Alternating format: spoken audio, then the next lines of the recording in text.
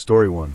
It was always the rain that set the scene, falling in soft, persistent whispers on the tin roof of the old cottage I rented.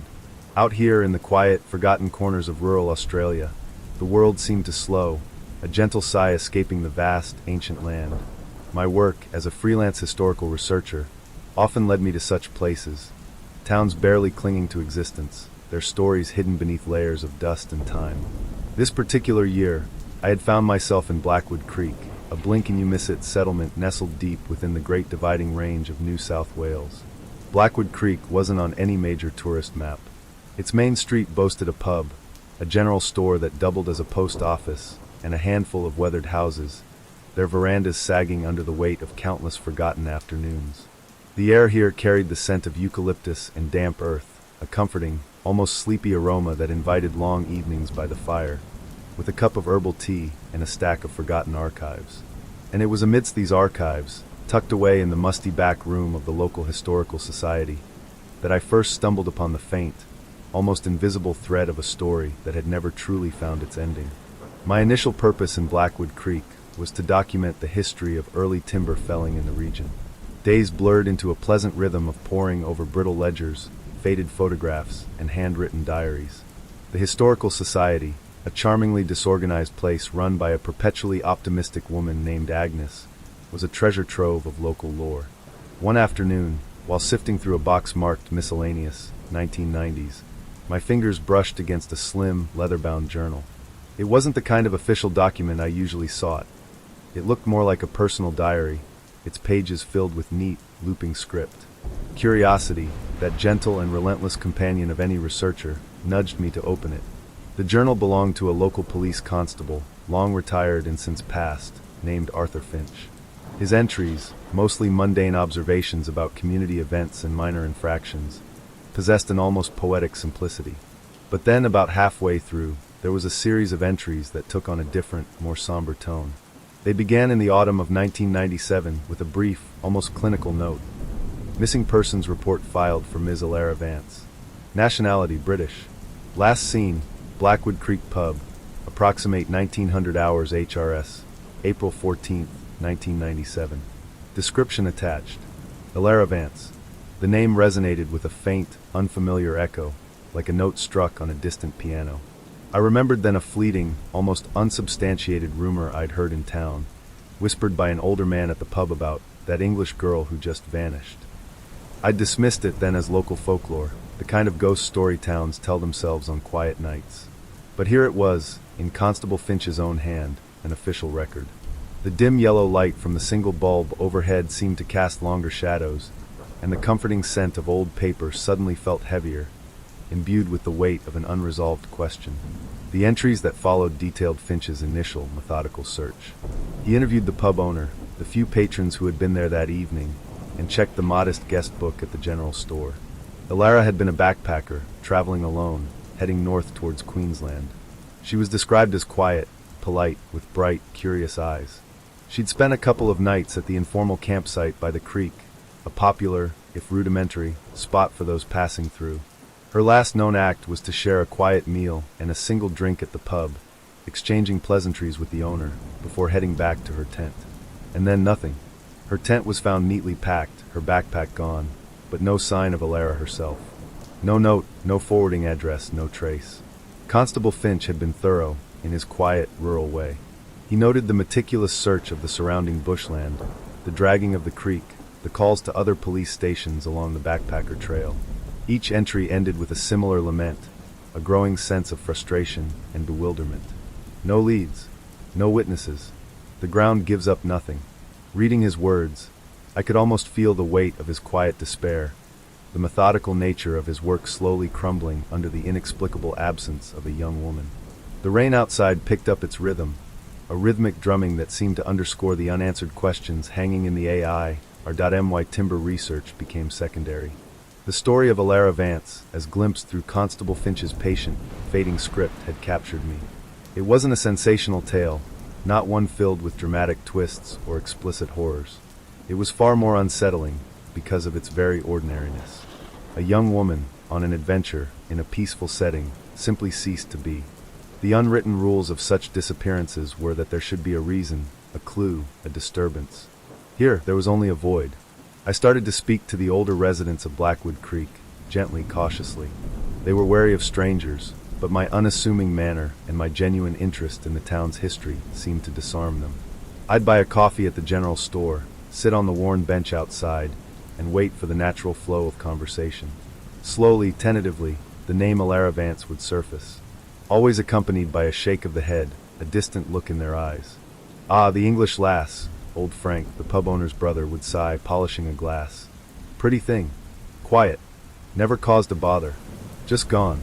They searched, you know," offered Mrs. Henderson, a stoic woman who had lived in Blackwood Creek her entire life. "For weeks. The dogs, the helicopters. Nothing. Like the earth just swallowed her whole." Their recollections were fragmented, colored by time and the peculiar way memory reshapes events. Some believed she'd simply walked off, perhaps met someone, and decided to leave her old life behind. Others hinted at darker possibilities, though they never elaborated, their words trailing off into the comfortable silence of the pub, filled only by the clink of glasses and the low murmur of the television. There was a subtle undercurrent of something unspoken, a shared understanding among the long-term residents that kept their theories close to their chests. It wasn't fear, exactly, but a kind of resigned acceptance, a quiet understanding of the bush's vast, indifferent power that I walked the paths Alara might have taken. The track leading from the pub to the creek was overgrown now, barely a discernible trail. The creek itself flowed gently, its waters clear and cold. There was nothing here to suggest violence, nothing to hint at struggle.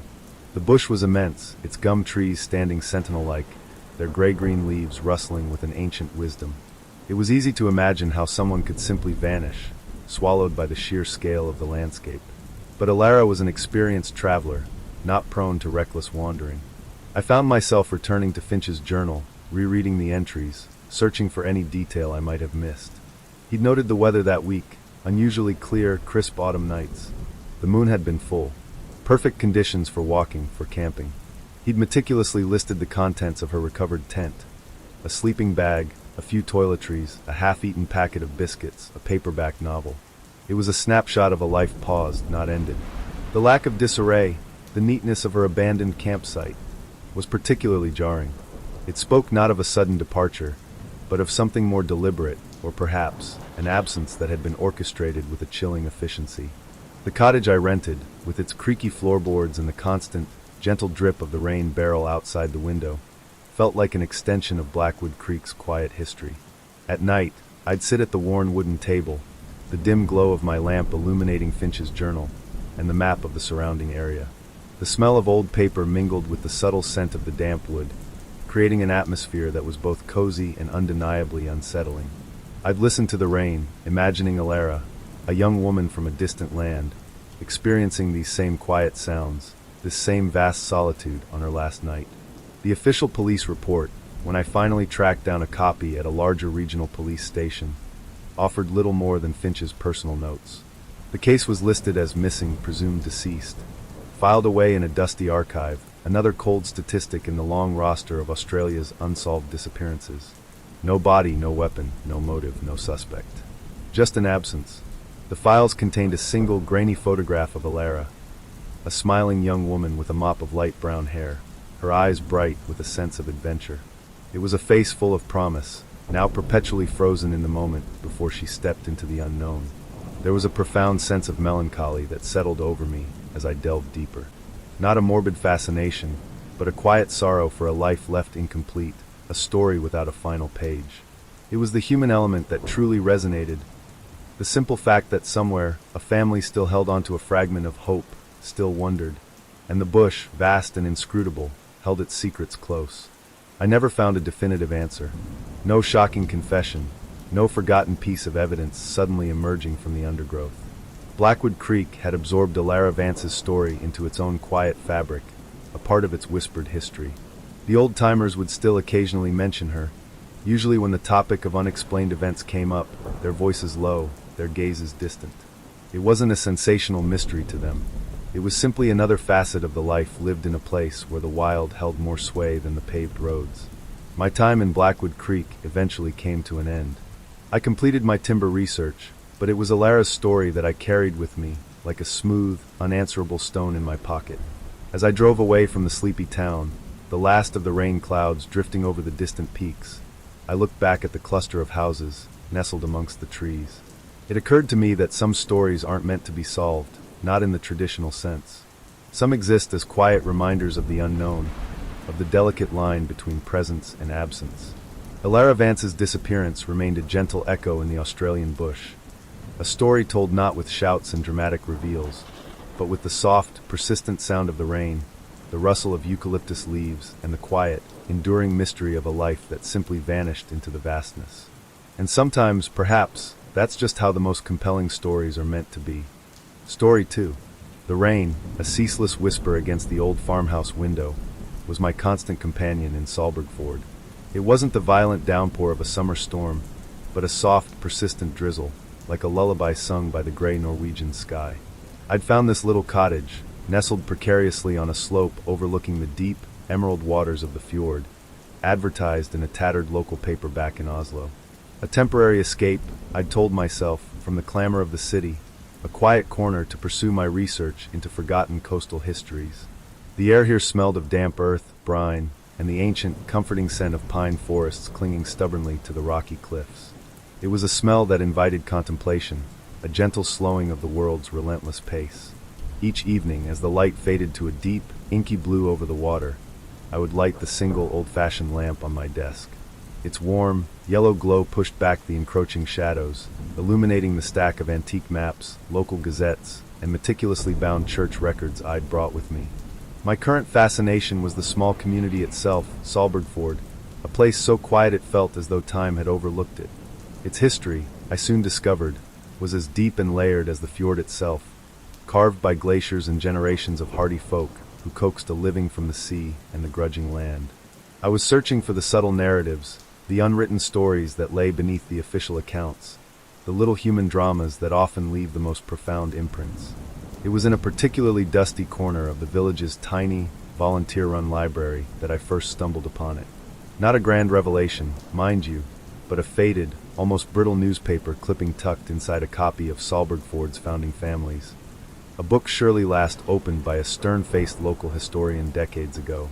The paper, a regional daily from 1957, spoke of a local tragedy, the disappearance and presumed drowning of a young man, a fisherman named Edvard Larsson. The headline itself was rather unassuming, almost perfunctory, describing it as a sad loss to the community.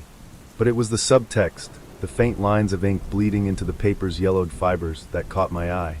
No trace found, it read, despite extensive search by local fishermen and authorities. Simple words, yet they held a resonance, a quiet hum that seemed to vibrate with a story untold. The details were sparse, deliberately so it seemed.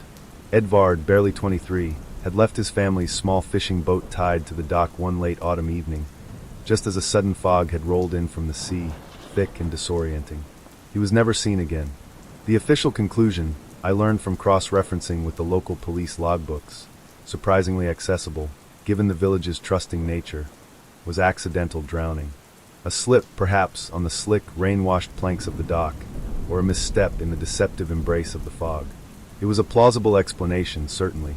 The fjord was a powerful, unpredictable force, and accidents were, sadly, not uncommon. Yet, the clipping hinted at a certain lingering unease among the locals. Some say, a brief, unquoted line offered, he wouldn't have been so careless.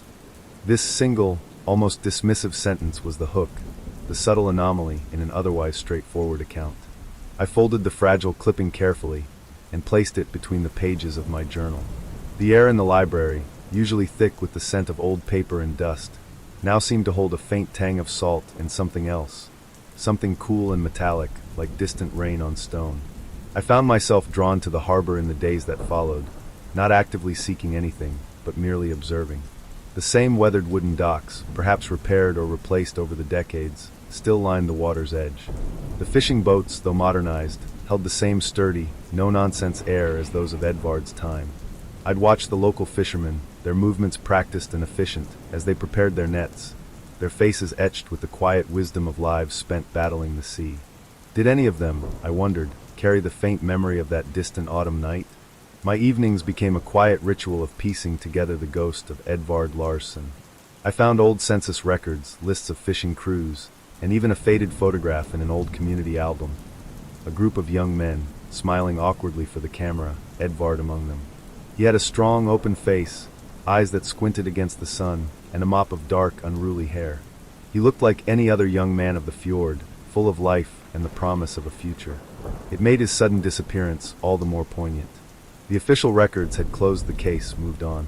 But the human heart, I knew, rarely finds such neat resolutions. And a town, like an old house, often holds echoes of its past within its walls, long after the occupants have moved on. I spoke with the oldest residents, those whose memories stretched back to the mid-20th century. My approach was always gentle, never probing, weaving my questions into conversations about the weather, the price of fish, or the changes they'd seen in Salbergford. Old Mrs. Johansson, whose hands trembled slightly as she poured me a cup of strong, black coffee in her cozy kitchen, remembered Edvard. "A good boy," she'd murmured, her gaze drifting towards the window, where the endless gray of the fjord merged with the sky. "Always helped his mother. A shame." She paused, then added, almost to herself, "Though some said he had enemies. Small town, you know. Not everyone agrees." She offered no more, and I didn't press. The hint was enough, a quiet rustle in the leaves of a long-forgotten story. The idea of enemies in such a tranquil place seemed incongruous, almost comical. What kind of enemies could a young fisherman in a remote Norwegian fjord village have? Perhaps a rival for a sweetheart's affections, a dispute over fishing grounds, or a drunken quarrel in the village pub. Such things happened, even in the quietest corners of the world. But the official record insisted on an accident. The very lack of an alternative narrative in the formal accounts only served to strengthen the notion that something had been deliberately overlooked, or perhaps simply not seen. The fog, a symbol of nature's unpredictability, also served as a convenient veil, obscuring not just the landscape, but perhaps the truth itself. As days bled into weeks, the rhythm of Salbergford became my own. The deep, guttural thrum of fishing boats leaving before dawn, the distant cries of gulls, the scent of fresh-baked bread from the village store in the mornings, and always the gentle patter of rain. I walked the narrow, winding paths that snaked along the fjord's edge, imagining Edvard's footsteps, feeling the same damp air on my face. I visited the small, windswept cemetery, finding the Larsson family plot. Edvard's name was there, etched into the gray stone, beneath those of his parents. There was no date of death, only his birth year and a dash. It was a silent testament to a life cut short, a void never truly filled.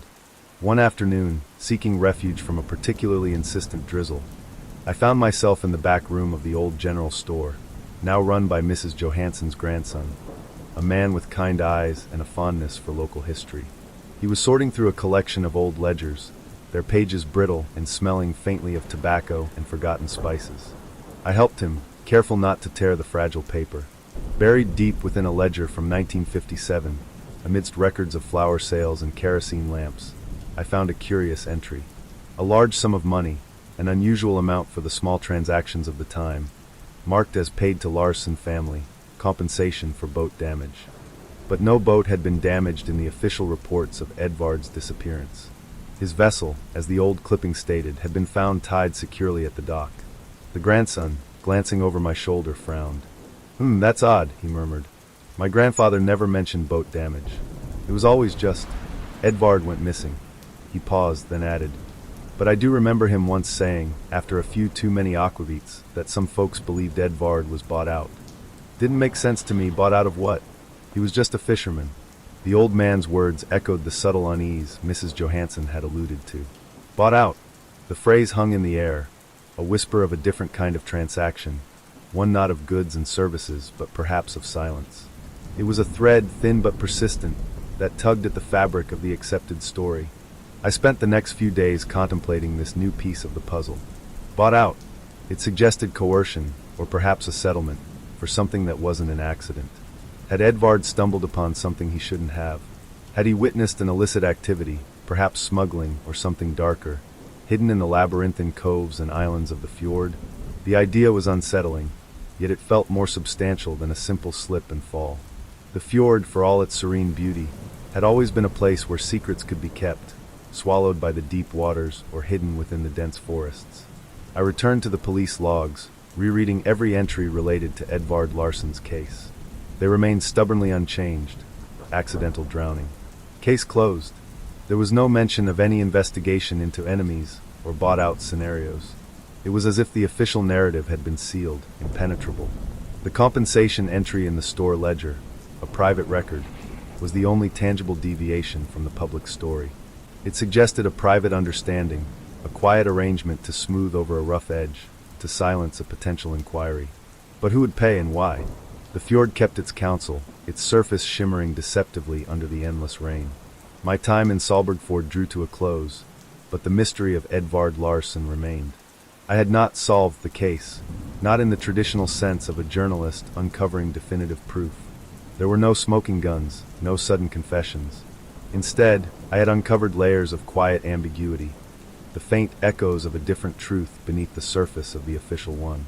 The story of Edvard Larsson was not a tale of dramatic violence, but of silent disappearance, of a life swallowed not just by the fjord, but perhaps by the unspoken agreements of a small, isolated community. As I packed my bags, the rain still a gentle drum against the window pane, I looked out over the fjord. It stretched out, vast and mysterious, reflecting the gray sky like a polished mirror. The calm surface belied the depths beneath, the currents and eddies, the hidden caves and untold stories that lay submerged. Edvard's story, it seemed, was one of those. A quiet tragedy, perhaps, but also a reminder that even in the most tranquil places, beneath the surface of everyday life, there can lie a subtle darkness, an unresolved whisper of a past that refuses to be entirely forgotten. And sometimes, the most profound mysteries are those that remain, forever, just out of reach, humming softly in the quiet rain. Story 3. Allow me to share a story with you tonight, a quiet tale from the City of Lights, though not the one bustling with tourists and grand monuments. No, this story unfolds in the softer glow of a forgotten lamp, amidst the scent of aged paper and the gentle murmur of rain on an old Parisian rooftop. It's a tale of art and shadows, of whispers and unanswered questions, a story I've pieced together over many solitary evenings, much like arranging the scattered fragments of a long-lost dream. My name doesn't truly matter in this account. Think of me simply as a quiet observer, a retired journalist perhaps, or merely an old soul with a profound love for history's lingering mysteries. I live in a part of Paris often overlooked, a labyrinth of narrow streets and quiet courtyards in the 13th arrondissement, far from the grand boulevards. Here, time seems to slow, the sounds of the city muffled by ancient stone and leafy courtyards. My small apartment, with its tall windows overlooking a patch of moss-covered roofs, is my sanctuary, a place where the past feels remarkably close. It was during one such evening, a few winters ago, when the city outside was wrapped in a persistent, soft drizzle, that I first stumbled upon the faint traces of what I now call the Paris art heist cover-up. I was not actively seeking a new enigma. My days of chasing headlines were long behind me. Instead, I found myself drawn to the dust-laden shelves of a small, specialist art library tucked away on a side street, a place where the air itself seemed to hum with the hushed voices of centuries past.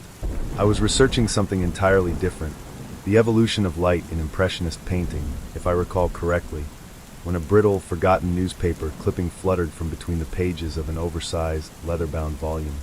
It was an obscure article, yellowed with age, dating back to a time when digital news was still a distant whisper. The headline was unassuming, something about a museum incident. But as my eyes drifted across the faded ink, certain words snagged my attention. Musée d'art moderne, theft, masterpieces. The details were scant, almost dismissive, as if the writer himself couldn't quite grasp the enormity of what they were reporting. That night, the rain tapped a rhythmic melody against my window pane, a soothing counterpoint to the growing hum of curiosity within me. I lit the small, amber lamp on my desk, its warm glow illuminating the aged wood, and the solitary cup of herbal tea steaming beside my open notebook. The scent of damp earth and old books, always present in my little haven, deepened around me, creating an atmosphere both comforting and subtly unsettling, like a familiar melody played in a minor key. The more I delved, the more peculiar the case appeared. The official narrative, initially, seemed straightforward enough. In the early hours of May 20th, 2010, a lone figure, later identified as Jaron Tomek, known as Spider-Man for his acrobatic thieving skills, bypassed the alarm system of the Musée d'art moderne de la Ville de Paris. He had spent months casing the museum, meticulously studying its vulnerabilities. Once inside, he simply helped himself to 5 masterpieces, Pablo Picasso's Le Pigeon aux Petits Pois, Henri Matisse's La Pastorale, Georges Braque's L'Olivier Presse de l'Estaque, Amadeo Modigliani's La Femme à l'Eventail, and Fernand Léger's Nature Morte au Chandelier. 5 paintings, not one, not two, but 5, each a priceless jewel in the crown of modern art, and all stolen from a major Parisian museum, supposedly protected by cutting-edge security. Yet, the initial reports spoke of a surprising ease, almost a casual stroll through an unguarded gallery. This was the first thread that felt oddly loose, like a stitch pulled from a finely woven tapestry. As I began to gather more information, not from sensational headlines, but from archived police reports, court transcripts, and obscure art world journals, the story began to take on a more intricate, almost theatrical quality. Tomek was indeed a master burglar, but he was reportedly assisted by 2 accomplices, Jean-Michel Corvez, an antique dealer who supposedly commissioned the heist, and Jonathan Byrne, who handled the paintings for resale. All 3 were eventually caught and convicted. Here's where the narrative truly began to unravel for me, where the subtle scent of an untold story became almost palpable. During his trial, Jaron Tomek made a startling claim. He testified that after the initial theft, panicked by the sudden intensification of the police investigation, he had thrown all 5 paintings into a trash bin, which was then collected and incinerated. Imagine that, if you will, masterpieces by Picasso, Matisse, Modigliani, Braque, and Léger, reduced to ash and smoke, their vibrant colors and profound brushstrokes disappearing into the Parisian sky like forgotten dreams. But was it true? Could such irreplaceable works of art truly vanish into the municipal waste system? The art world reeled, a collective gasp of disbelief and horror. Yet, despite the shock, the narrative of their destruction seemed to settle into the public consciousness as an uncomfortable, yet accepted truth. The case officially was closed. The paintings were gone.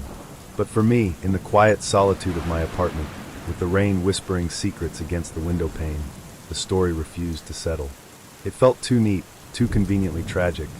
The dim yellow light of my lamp cast long shadows across my notes, transforming familiar objects into silent, questioning silhouettes. I spent weeks, then months, tracing every available lead, every fragmented interview, every footnote. I learned about the museum's alarm system, which had been defunct for weeks prior to the theft, yet inexplicably had not been repaired. I read about the lone security guard, who at the time of the heist was reportedly engrossed in a movie in the control room. These details, individually, might seem like unfortunate coincidences, but together they began to form a pattern, like faint constellations emerging in a darkening sky. The term cover-up began to form in my mind, not as a sensational conspiracy theory involving shadowy government figures, but as something far more mundane, yet equally profound. Perhaps it was a cover-up of gross negligence, of bureaucratic inertia, of a desire to simply close a deeply embarrassing chapter, without fully exposing the extent of the institutional failures that allowed such a brazen act to occur. It was the absence of a truly satisfying answer, the lingering echoes of doubt, that truly troubled me.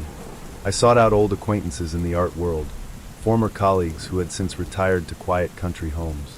Over cups of lukewarm tea in sun-dappled gardens, or hushed phone calls late at night, I would gently probe, asking about the unusual aspects of the 2010 heist. Most would sigh, shake their heads, and repeat the official line about the paintings being incinerated. But a very few, would pause, a flicker of something unsaid in their eyes, a fleeting silence that spoke volumes. They would murmur about unusual pressure, about expedited conclusions, about the strange speed with which such a colossal loss was simply, quietly absorbed. One elderly curator, now living in a small cottage in Brittany, confessed to me, in a voice barely above a whisper, that the idea of those masterpieces, particularly the Modigliani and the Picasso, being merely trash felt fundamentally wrong. Art, he'd said, has a certain resilience, a way of finding its way back, even from the deepest shadows. Unless, of course, someone powerful wants it to stay in the shadows. He offered no proof, no grand revelations, just a feeling, a deep intuition born of decades spent among the world's most precious objects. I found myself frequenting the Quai de Grands Augustins, not for the bookstalls now, but for the quiet contemplation it offered, gazing at the Seine as it flowed, timeless and indifferent, past the very city where such treasures had vanished. I imagined the paintings not burned, but perhaps hidden away in a private collection, adorning the walls of some clandestine bunker. a testament to greed and the enduring allure of the forbidden. Or maybe they were indeed destroyed, but the reason for the easy access, the lack of proper scrutiny, was the true cover-up, a carefully constructed silence around a deeper, more uncomfortable truth. The notion of a cover-up here wasn't about a grand, malevolent conspiracy, but rather the quiet, almost subconscious, collective decision to move on, to accept the most palatable version of events, even if it left a gaping hole in the narrative.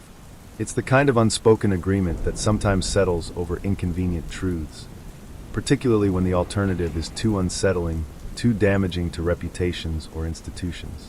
As I sit here now, the city outside slumbering under a canopy of stars, the last embers of my lamp casting a soft glow on my open journal, I still don't have definitive answers.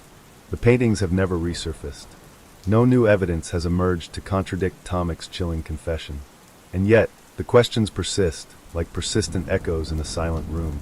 Did the paintings truly meet their fiery end in a Parisian incinerator? Or did that claim serve as a convenient smokescreen, allowing these irreplaceable works to disappear into the murky underworld of illicit art trade, perhaps to be held for ransom, or to satisfy the perverse desire of a collector who values exclusivity above all else? And if they were spirited away, who truly facilitated it? Not just the common thieves, but perhaps others, far more respectable, who saw an opportunity in chaos.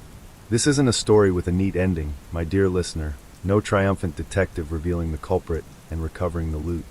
It's a true crime story of a different kind, one where the crime itself is a known quantity, but its aftermath, its true resolution, remains shrouded in mist. It is a story about the fragility of beauty, the stubbornness of mystery, and the enduring power of what remains unsaid. The rain has stopped now, replaced by the soft, almost imperceptible hum of the sleeping city. The air outside is cool and clean, carrying the faint scent of damp stone and blossoming jasmine. Sometimes, late at night, I imagine those 5 paintings, wherever they may be, whether reduced to ashes or secretly adorning a hidden wall. Their colors still vibrant, their stories still whispering, waiting for a light to be shone upon them once more. But until then, they remain part of Paris's silent, beautiful, and profoundly unsolved mysteries, nestled comfortably in the quiet corners of my mind, like a cherished secret. Good night. Story 4. The soft, persistent drum of rain on my study window pane is a familiar companion these evenings, a gentle rhythm that hushes the city's distant hum. It's a sound that invites reflection, wrapping the world in a quiet embrace, much like the faded velvet cover of the old journal I often find myself holding. My name is Elena, and I am, in a simple sense, a seeker of forgotten whispers, a historian of the quiet corners that time has tried to sweep away. My work often leads me down winding paths, through dusty archives and whispered local lore, but few stories have settled upon my soul quite like that of the Buenos Aires boarding house. It began, as these things often do, quite by chance. I was sifting through an unbound collection of miscellaneous newspaper clippings from the early 1930s, yellowed and brittle with age, looking for something entirely different. A mention of a forgotten literary salon, perhaps, or a peculiar tango club that once thrived in the heart of San Telmo. The air in the archive was thick with the scent of aged paper and dormant dust motes, illuminated by the warm, almost sepia-toned glow of a single brass lamp on my heavy oak table. Outside, the usual afternoon heat of Buenos Aires pressed against the windows, but inside, a cool, almost reverent hush prevailed. I turned a page, careful not to tear the fragile edge, and there it was, an unremarkable headline tucked away on an inside page. Inquiry continues at Montserrat boarding house. The article itself offered little, a brief note about unusual circumstances and several disappearances over a period of months, all linked to a specific address on a quiet, tree-lined street in the Montserrat district. No sensationalism, no bold declarations, just a factual, almost dismissive mention. It was the very ordinariness of the clipping that snagged my attention. In a city vibrant with drama and passion, this quiet little blip felt out of place, a muffled chord in a grand symphony. It was the sort of detail that, once noticed, refuses to be ignored, like a faint melody played just at the edge of hearing. I made a note, a small, tentative seed of curiosity planted in my mind. The address, I soon discovered, belonged to a building that still stood, remarkably preserved, a grand old structure with ornate ironwork balconies and tall, shuttered windows. It was no longer a boarding house, of course, but a series of apartments, its stately facade hinting at a bygone elegance. I walked past it many times in the days and weeks that followed, sometimes in the soft morning light, sometimes as dusk painted the sky in hues of violet and rose. The street was peaceful, residential, with the occasional echo of children's laughter from a nearby plaza or the distant clang of a tram. It seemed utterly incapable of holding a dark secret, and yet the brief news clipping persisted in my thoughts, a quiet insistence that there was more to uncover. My initial research was a slow, deliberate dance with fragmented memories and incomplete records. The official police archives offered surprisingly little, a few terse reports, mostly inconclusive, speaking of lack of evidence and migratory patterns. It was as if the city, in its relentless march forward, had simply decided to forget. But I knew that true stories, even when buried, leave faint impressions like footprints on soft earth. I sought out older residents of the Montserrat neighborhood, those whose memories might stretch back to the 1930s, hoping for a stray anecdote, a half-forgotten rumor. Most shook their heads, their eyes glazed with the distant past, but a few offered hushed murmurs, incomplete fragments of gossip that, when stitched together, began to form a hazy outline of a narrative. The place had a reputation, you see. An elderly woman with silver hair pulled into a neat bun told me, her voice raspy with age, as we sat in her sun-dappled courtyard, sipping bitter mate.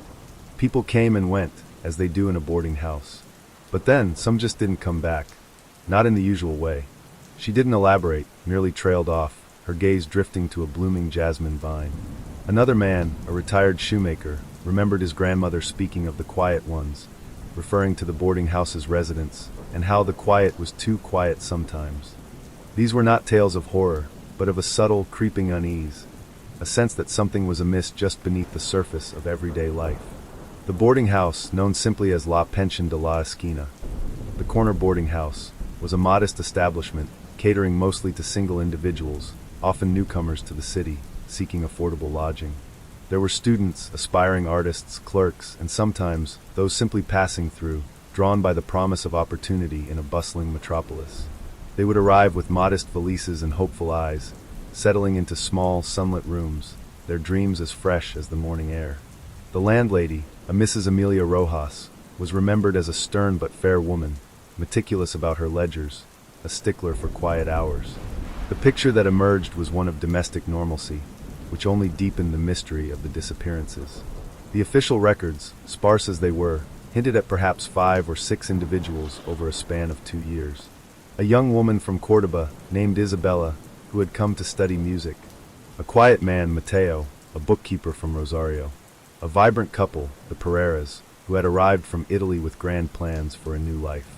Each one had seemingly vanished without a trace, their personal effects left behind, their rooms neatly vacated, as if they had simply stepped out for an errand and never returned.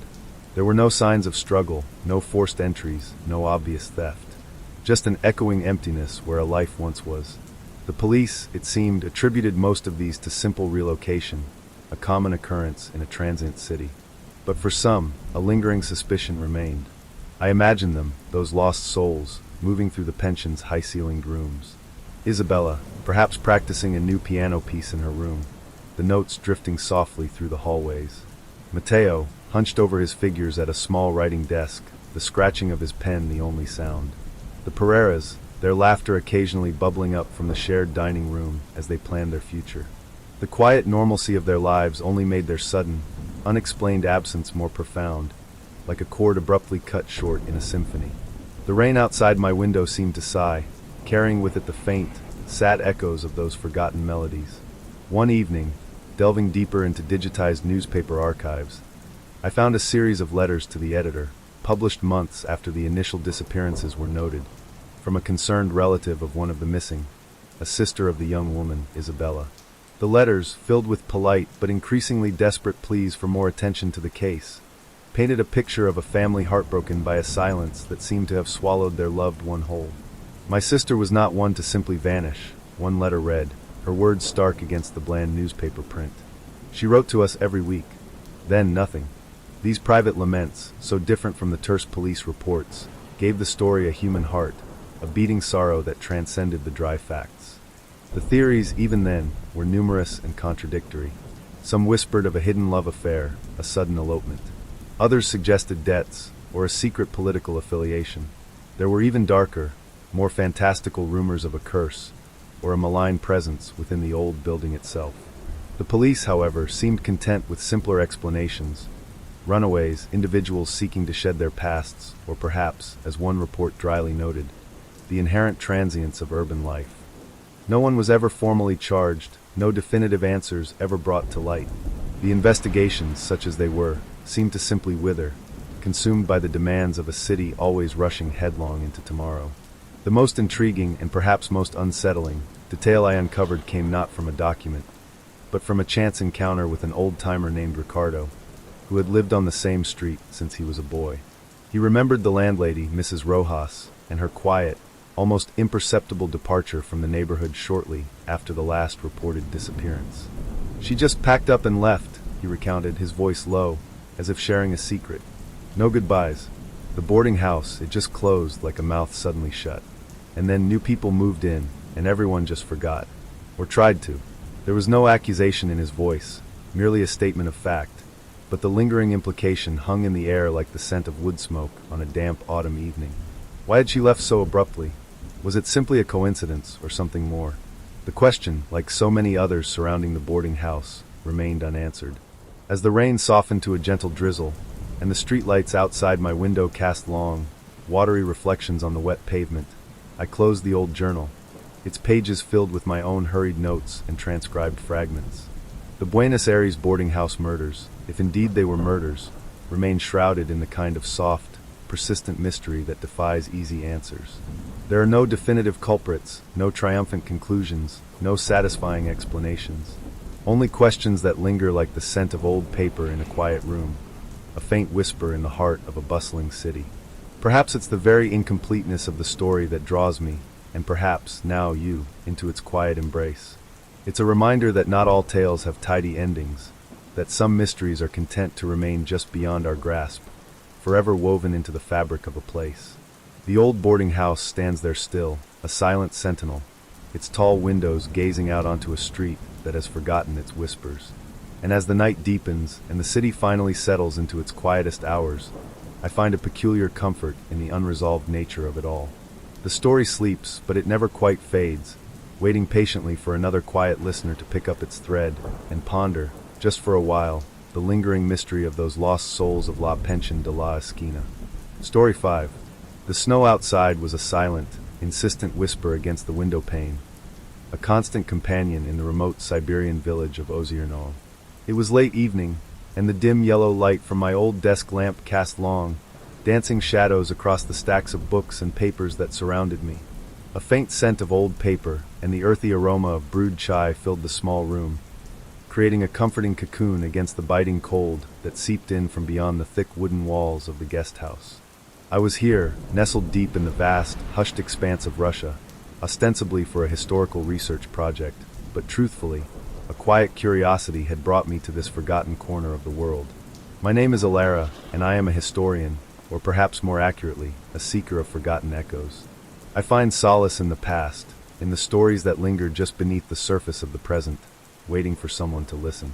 Ozierno, a scattering of weathered log cabins by a frozen lake, felt like a place where time itself had paused, allowing whispers of yesteryear to drift on the frigid air. The village was steeped in quietude, its inhabitants few and mostly elderly, their faces etched with the tales of long winters and harder times. It was during one of my aimless wanderings through the village, a brisk walk through the crunching snow, that I stumbled upon it. An old dacha, its windows like vacant eyes, stood a little apart from the other homes, its timber walls warped by decades of harsh weather, its roof sagging under the weight of countless snows. It looked abandoned, a skeletal remains of a former life. The local elder, Babushka Anya, a woman whose smile was as warm as the borscht she often offered me, had mentioned it once, a fleeting comment about the old Prokhorov place. It had been empty, she said, since the 1970s. A strange, inexplicable pull drew me inside. The door, surprisingly, was not locked, merely latched by a rusted hook. It groaned open with a sigh that seemed to reverberate through the very foundations of the house. The air within was colder, a stagnant chill that carried the faint scent of damp earth and decay. Dust motes danced in the sparse beams of sunlight that pierced through cracks in the boarded-up windows, illuminating ghostly shapes beneath white shrouds, furniture that had once held life and laughter. It was in what must have been the study, a small room with a collapsed bookshelf, that I found it. Tucked away beneath a pile of yellowed newspapers and what looked like a child's worn wooden toy, lay a small, leather-bound journal. Its cover was faded, its pages brittle, but the ink within, though somewhat smeared in places, was still legible. It was a diary, meticulously kept, belonging to a woman named Ksenia Petrova. A teacher, I gathered from the neat, almost pedagogical script. The dates inside spanned from the late 1940s to the mid-1970s. That evening, back in the warmth of my guest house, with the wind howling its mournful song outside, I began to read. Ksenia's words were simple, observational. She wrote of daily life in Ozernoy, the changing seasons, the harvest, the village festivals, the births and deaths. Her voice was calm, almost detached, yet imbued with a deep affection for her community. It was like listening to a quiet hum of life, a gentle rhythm that had played out for decades in this remote corner. Then the tone shifted, subtly at first, then with an increasing undercurrent of apprehension.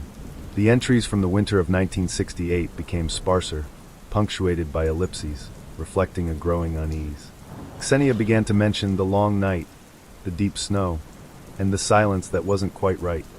It was then that I first encountered the name, Anya. Anya Petrova. No, not Ksenia's relative, the journal clarified. A young woman, barely 20, described by Ksenia as bright-eyed, with a laugh like winter bells. Anya had been a new arrival to the village, having come from a larger town to work at the small fish processing plant by the lake. She was well-liked, spirited, and full of dreams, or so Ksenia's entries suggested. The last entry that spoke of Anya with any certainty was dated January 12, 1968. Ksenia noted Anya had left her home, heading towards the lake. A severe blizzard was beginning to brew, the kind that could swallow a person whole in minutes. Ksenia's next entry, several days later, was a single stark sentence. Anya is gone. The subsequent pages detailed the desperate search, villagers braving the blinding snow, the local militia arriving from the nearest town, the grim determination on everyone's faces. They searched for weeks, months even, as the snow deepened, then melted, and the lake thawed. But Anya was never found. No body, no trace, no clue. The official conclusion, recorded in a single, terse line in an old village ledger I later found at the administration office, was lost due to severe winter conditions. A closed case, dismissed by the unforgiving nature of the Siberian winter. But Ksenia's journal hinted at something more. Her entries, though carefully worded, conveyed a profound doubt. She wrote of whispers she overheard, of hushed conversations in the banya, the village bathhouse, of glances exchanged that spoke volumes without a single word. Some say the lake keeps its secrets well, one entry read. Another, the silence of the forest can be deeper than any grave. She never explicitly accused anyone, never presented theories. She merely observed, recorded the atmosphere of quiet fear that settled over Ozernoy after Anya's disappearance. It was as if the brutal cold had not only taken Anya, but had also frozen the truth itself, leaving it suspended in the icy air. My curiosity, previously a gentle hum, now became a persistent thrum. I spoke to the oldest residents, those who had lived through the winter of '68. Their memories were fragmented, worn smooth by time, like river stones. Babushka Anya, her eyes misting over, remembered Anya's bright smile. Such a shame, she'd murmur, shaking her head. The winter took many souls then. Others would nod, offering similar platitudes. Yet, beneath their placid expressions, I sensed a shared, unspoken narrative. A discomfort that hinted at something more than a simple tragedy. One afternoon, I sat with Ivan, the village's oldest man, his face a roadmap of wrinkles, his hands gnarled from a lifetime of working the land. We were in his small, warm cabin, the aroma of pine smoke from his stove filling the air. Rain, or rather sleet, tapped a rhythmic pattern on the tin roof, a gentle lullaby. He told me stories of his youth, of hunting expeditions and old superstitions. When I carefully brought up Anya, a flicker of something, sadness? Caution, crossed his eyes. The winter was indeed harsh, he said, his voice raspy, his gaze fixed on the dancing flames in the stove. But the lake is old. It has seen many things. Sometimes it does not give them back. He paused, taking a sip of his tea. And sometimes it takes more than the ice. It takes memories, too. He then changed the subject, moving to a tale of a particularly stubborn wolf from decades past. It was a subtle deflection, but I felt the weight of his unsaid words. Ksenia's journal continued to be my guide. She wrote about the shifting dynamics within the village after Anya's disappearance. It was as if the brutal cold had not only taken Anya, but had also frozen the truth itself, leaving it suspended in the icy air. My curiosity, previously a gentle hum, now became a persistent thrum. I spoke to the oldest residents, those who had lived through the winter of '68. Their memories were fragmented, worn smooth by time like river stones. Babushka Anya, her eyes misting over, remembered Anya's bright smile. "Such a shame," she'd murmur, shaking her head. "The winter took many souls then." Others would nod, offering similar platitudes. Yet, beneath their placid expressions, I sensed a shared, unspoken narrative. A discomfort that hinted at something more than a simple tragedy. One afternoon, I sat with Ivan, the village's oldest man, his face a roadmap of wrinkles, his hands gnarled from a lifetime of working the land. We were in his small, warm cabin, the aroma of pine smoke from his stove filling the air. Rain, or rather sleet, tapped a rhythmic pattern on the tin roof, a gentle lullaby. He told me stories of his youth, of hunting expeditions and old superstitions. When I carefully brought up Anya, a flicker of something, sadness? Caution, crossed his eyes. "The winter was indeed harsh," he said, his voice raspy, his gaze fixed on the dancing flames in the stove. "But the lake is old. It has seen many things. Sometimes it does not give them back." He paused, taking a sip of his tea. "And sometimes it takes more than the ice. It takes memories, too." He then changed the subject, moving to a tale of a particularly stubborn wolf from decades past. It was a subtle deflection, but I felt the weight of his unsaid words. Ksenia's journal continued to be my guide. She wrote about the shifting dynamics within the village after Anya's disappearance. Friendships strained, suspicions, though never voiced directly, seemed to harden the faces of some. There was a brief mention of a fisherman, a gruff, solitary man named Grigori, who had been seen near the lake around the time Anya vanished. Ksenia noted that Grigori had abruptly left Ozernoy a few months later, never to return. "A quick departure," she had written, "for a man who loved his fish more than his own shadow." I looked up Grigori in the sparse local records. He was indeed listed as having left Ozernoy in April 1968, his departure noted as for employment elsewhere. There was nothing suspicious about it on paper. Yet Ksenia's quiet observation, her subtle emphasis on his unusual swiftness to leave, resonated with the unspoken truths I sensed in the village. The mystery was like the lake itself, vast, deep, and perpetually shrouded in a thin veil of mist. The justice was not in finding a culprit or unraveling a conspiracy in the traditional sense. It was in the chilling realization that some truths, once swallowed by the elements or by fear, remained forever frozen. The people of Ozernoy had lived with it, a quiet understanding passed down through generations, a collective silence born of survival and resignation. They had simply learned to adapt to the weight of an unresolved past, much like they adapted to the brutal winters. I spent weeks piecing together these fragments, like assembling a mosaic from shards of frosted glass. The more I read Ksenia's journal, the more I understood. She wasn't a detective. She was a witness to the profound impact of an unexplained event on a small, isolated community. She recorded the ripple effects, the way a sudden disappearance could alter the very fabric of trust and peace. The smell of old books clung to my clothes now, a constant reminder of Ksenia and Anya. The sound of the wind, once a lonely cry, now seemed to carry the faint echoes of the past. The dim yellow light of my lamp, once cozy, now cast shadows that hinted at deeper secrets. I began to feel less like a researcher and more like a keeper of an untold story, a silent confidant to Ksenia's hidden observations. On my last night in Ozernoy, the moon was full, casting a stark, silver glow over the snow-covered landscape. The lake, a vast sheet of ice, glimmered under the moonlight, reflecting the stars like scattered diamonds.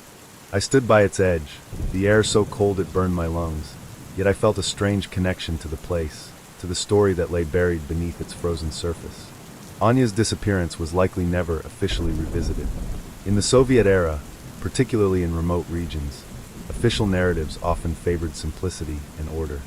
A missing person attributed to a blizzard was far more convenient than a complicated, potentially unsettling investigation. The evidence, if any existed beyond Ksenia's subtle notes, had long since vanished, erased by time, by the elements, and by the quiet complicity of a community that had learned to survive by not asking too many questions. As I prepared to leave Ozernoy, the journal carefully packed away, I understood that I hadn't solved Anya's mystery. No, the truth of what happened to her remained, and likely always would, frozen beneath the vast, indifferent expanse of the Siberian landscape. But I had found something else. I had found Ksenia's quiet act of remembrance, her careful chronicling of a truth that the world had chosen to forget. And in doing so, I had become a part of the long, silent vigil for Anya, a small flicker of light in the unending darkness of an unsolved past. The justice, I realized, was not in resolution, but in the quiet, persistent whisper of memory against the vast, cold silence. And as the distant rumble of my departing train echoed across the snow, I carried that whisper with me, a story forever etched in the ice in memory of Osier Knoll. Story 6. The rain had been a constant companion since I'd arrived in Oakhaven, a relentless, soft drumming against the cottage windows. It was the kind of rain that didn't storm, didn't rage, but simply was a persistent whisper settling over the ancient slate roofs and winding cobblestone lanes. I'd come to this quiet corner of the Cotswolds seeking respite, a journalist weary of deadlines and the clamor of the city, hoping to rediscover the quiet rhythms of thought that city life seemed to drown out. What I found, tucked away in the dusty corners of the local library and in the hushed tones of village elders, was a story that clung to the damp air like the morning mist. My temporary home was a small, stone cottage, older than any building I'd ever truly inhabited. Inside, the walls hummed with a quiet history. Evenings were spent by the hearth, a cup of Earl Grey warming my hands, the only light spilling from a dim, amber-toned lamp that cast long, dancing shadows. It was in one of these reflective evenings, while browsing a collection of old local newspapers, not for a story, mind you, but simply for the tactile pleasure of turning brittle pages, that I first stumbled upon it. The articles were innocuous at first, small reports from the 1970s and early 80s. Local girl missing, search continues for student. Another disappearance reported. What drew my eye, beyond the sad predictability of such headlines, was a recurring, unsettling detail. Each time, the last known whereabouts of the missing person involved the late-night bus service, the Red Robin route, as it was affectionately known, that wound its solitary path through the hamlets and villages surrounding Oakhaven. It wasn't a crime wave, not in the sensational sense the city papers loved. There were no dramatic arrests, no lurid details. Just a pattern, subtle as a breath on glass, that hinted at something unfinished, something unsaid. The local constabulary, the papers noted, had investigated thoroughly, but each case had eventually gone cold, attributed to runaways, accidental wanderings into the treacherous hills, or simply inexplicable disappearances. Yet, in the quiet spaces between the words, a local legend had evidently taken root, whispered perhaps over pints in the pub, or over tea in sun-dappled kitchens. They called him, in hushed tones, the night bus stalker. I decided, quite uncharacteristically for a break from work, to delve a little deeper. It wasn't about breaking a story. It was more like tracing the outline of a forgotten memory, a gentle unearthing of history. My inquiries began subtly. The library, a small but charming building that smelled perpetually of old paper and beeswax polish, became my first port of call. Mrs. Albright, the librarian, a woman whose spectacles perched precariously on her nose, and whose memory seemed as comprehensive as the Dewey Decimal System itself, was a treasure trove. "Ah, the Red Robin," she mused one afternoon, her voice soft as velvet, when I inquired about the old bus route. Such a lifeline it was, for those without their own motor car. Especially the last bus, after the pubs closed. A few times a week, it ran, right through the winding lanes to Littlewick and beyond. She paused, her gaze drifting towards the rain-streaked window. Lost a few of our young ones to the wider world, we did back then. Or so it was said. I learned that the bus, a single-decker, often had only a handful of passengers on its late-night run. Students returning from university towns, young people coming back from evenings out in larger market towns, shift workers. It was a route of transition, of coming and going. My research broadened. I spent hours sifting through microfiche, the hum of the machine a counterpoint to the rain outside. I found snippets that weren't sensational, but added to the quiet unease. One passenger, interviewed in a brief article, spoke of seeing the same tall shadow, waiting at a particular, isolated stop several nights in a row, but dismissed it as imagination. Another mentioned a feeling of being watched on the sparsely populated night bus. No concrete descriptions, no accusations, just vague impressions that coalesced into a blurry figure, a presence.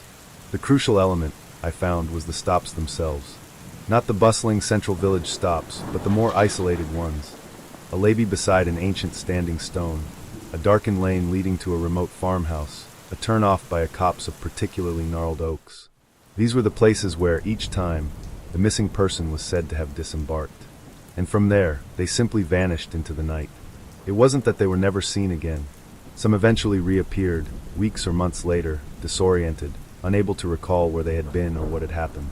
They were often found far from Oakhaven, sometimes in distant cities, claiming amnesia, or speaking of vague, unsettling dreams they couldn't quite grasp. The police, confounded, would eventually close the cases, attributing it to mental health issues, or simply the unpredictable nature of young adults. But Oakhaven, it seemed, remembered differently. Old Mr. Hemlock, who ran the village butcher shop and whose eyes held the wisdom of generations, was more direct.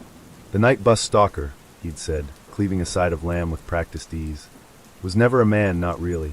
More of a feeling, a shadow that rode the last bus. Took those who were perhaps a bit lost already, a bit unsure of their path, and left them changed. He offered no further explanation, simply a knowing nod, as if the very air understood what he meant. The true events here weren't about a serial killer in the traditional sense, but about the disquieting echo of uncertainty. They were about the human mind's attempt to impose narrative onto the inexplicable. The lack of a clear culprit, a definitive answer, had allowed the story to morph, to become something almost folkloric. It wasn't about fear, not anymore. It was about a collective shiver of memory, a shared question mark hanging over the history of this otherwise placid valley. I began to take evening walks, bundled in my thickest coat, the rain still falling, but now feeling like a soft caress rather than a damp shroud. I walked the paths near the old Red Robin route, past the isolated bus stops. The air was thick with the scent of wet earth, decaying leaves, and the distant, comforting smell of wood smoke. I imagined the bus, a warm, lit sanctuary, pulling up to these dark, lonely points. I pictured a young person stepping off, perhaps into the fog, perhaps into the silence, their footsteps fading as the bus rumbled away, leaving them utterly alone. What happened next? Did they take a wrong turn in the dark?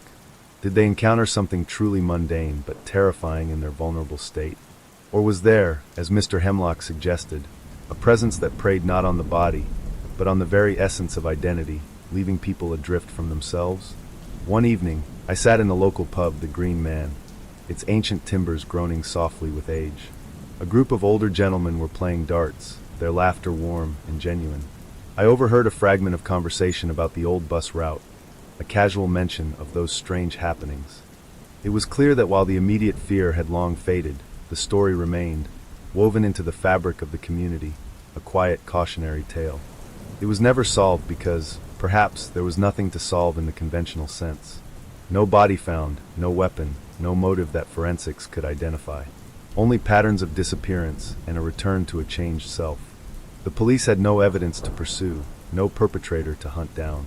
The night bus stalker became the name for the collective unknown, the embodiment of the unsettling truth that some things simply slip through the cracks of understanding. As my time in Oakhaven drew to a close, I found myself less interested in solving the mystery and more in appreciating its enduring power. The story wasn't about a monster, it was about the fragility of our sense of self, the thin veil between familiarity and the vast, bewildering unknown that lies just beyond the last bus stop on a dark, rainy night. I packed my bags, the sound of the rain now a familiar lullaby. Oakhaven, with its gentle hills and its lingering mystery, had seeped into me. The night bus stalker wasn't a headline anymore. It was a quiet understanding that some stories, the most profound ones, are best left slightly unfinished, allowing the imagination to fill in the spaces, to ponder the whispers carried on the night wind. And sometimes, in the quiet of a lamp-lit room, with the rain drumming softly on the roof, that unsettled curiosity is the most intriguing ending of all.